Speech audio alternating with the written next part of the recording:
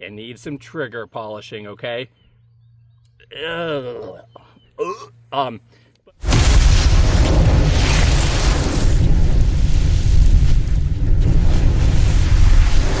Hey y'all, Jeremy from Shooting News Weekly. Welcome back. I am out at Copperhead Creek Gun Club in Marble Falls, Texas with a gun that my neighbor Tim won. He was at a Friends of NRA benefit dinner or whatever, and he won the auction. He got this Girsan MC P35, and it is very similar to an original Hi-Power. Looks and feels like a Hi-Power, and I believe unlike some of the other recent Hi-Power kind of clones, it does take original Hi-Power fit barrels and Hi-Power magazines and that kind of stuff. So I told him I would do the transfer for him, and it's brand new. I'm leaving the tags on as my fee for doing the transfer. I wanted to take it to the range and shoot it and review it, and I regretted that the second I took it out of the box and actually kind of felt it and dry fired it.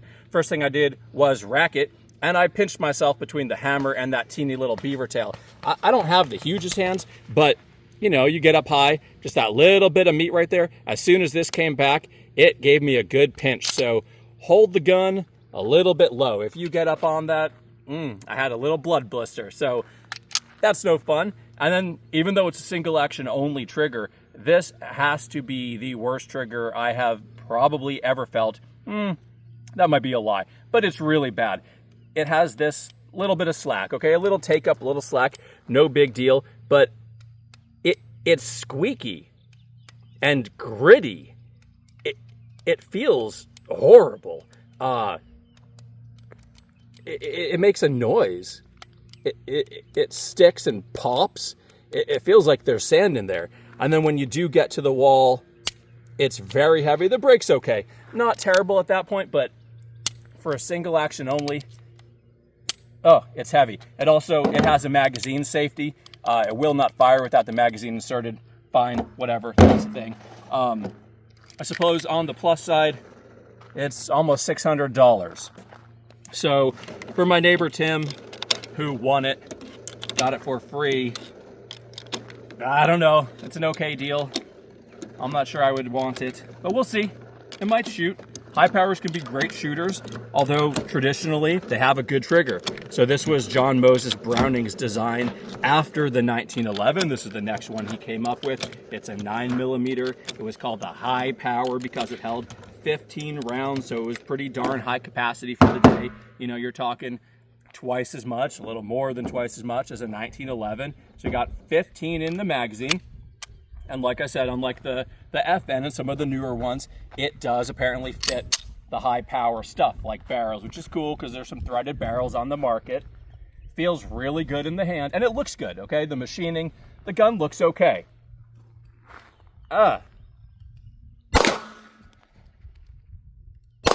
could not feel the reset.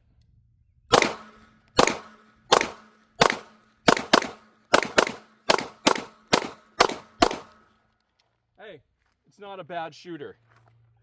Got a little like gag reflex from that trigger, but it shoots soft and smooth, which I guess any, you know, all steel 9mm should.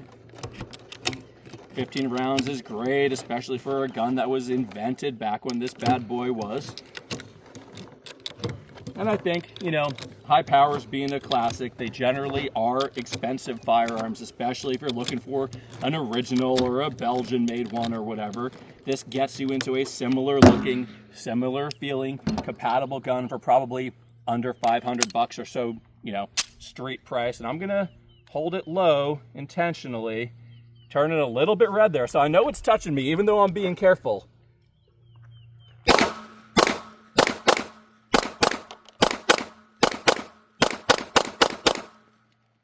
Not bad. All right, when you're rocking and rolling, I don't really notice that trigger.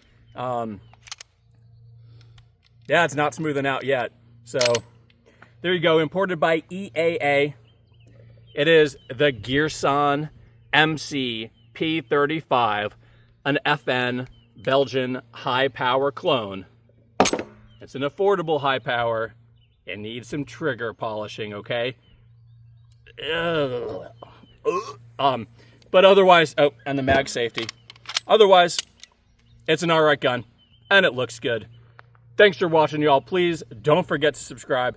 We'll see you out here at Copperhead Creek on the Shooting News Weekly channel next time.